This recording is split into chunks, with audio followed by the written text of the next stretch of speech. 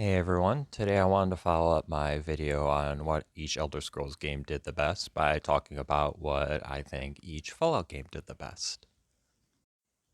Starting off with Fallout 1, in my opinion, I think Fallout 1 was the best in the series when it comes to fully committing to its atmosphere at all aspects. And what I mean by that is the music, the aesthetics, the encounter windows, the game mechanics, everything seemed very hyper focused and built on top of each other to just give the player a certain vibe, for lack of a better term, a certain atmosphere, and really immerse the player in that. And I think other Fallout games later, for better or worse, would try to implement other things to it. Um, but I think the first Fallout game really hit on a interesting just energy to it, and it's a very interesting world to be in. Even though a bunch of horrible things happen in it, it's just so visually, audibly, etc. interesting that you really just want to throw yourself in that world.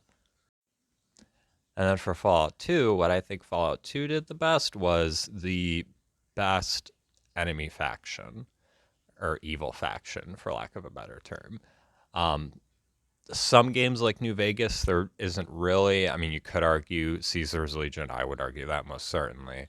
But as far as player choice, there's no clear forced villain in games like that. And then other ones in later games, like in Fallout 3 and 4, more so 3, the like forced villain they just didn't hit the same way. And while individual villains like the Master from Fallout 1, I could hear the argument are better than any individual villainous characters in Fallout 2. As a faction, the Enclave is just very, very satisfying to oppose because they're pulled off well of being super evil, super easily opposable, while having cool ass armor and interesting mysteries going on. And yeah, they're very fun to oppose. If I wanted to go back and fight any faction, I want to go fight the Enclave in Fallout 2. They were really fun to kick. It was really fun to kick their ass, quite frankly.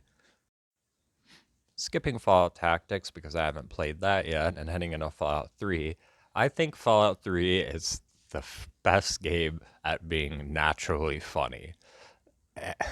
And what I mean by that is that not written jokes or quest setups that are supposed to be funny by the developers, but just naturally playing through the world. Fallout 3 has a really good sense of just between the ragdolls and how the AI acts and the tools you could get, especially towards later game. It it could be very naturally silly, but not in a horribly upsetting way to where it like would be almost frustrating. That's genuinely entertaining, and I genuinely think that that's a good strength. That if it wasn't intentional, then wow, that was a really good accident to fall upon. And then for Fallout 4, what I think Fallout 4 did the best was make the faction with the most potential. And I know this is going to sound like a backhanded compliment when I elaborate, but it the Institute really could have been interesting, and a lot of fan interpretations or rewrites of them are really, really engaging to read and watch and play through, etc., etc. Um, I just think that they kind of dropped the ball with making some of the decisions way too nonsensical and just didn't add up when it comes to a lot of the decisions that were being made by the institute and like even the people listening to the guy that's your son. I'm blanking on his name right now, but it was very disappointing because their setup, their base is really cool. Tapping into synthetic humans that could like not be detectable from regular humans without immense effort is very interesting. Um, and then being sort of the last bastion of science, but with questionable morals, that could have been a very enticing moral question for me.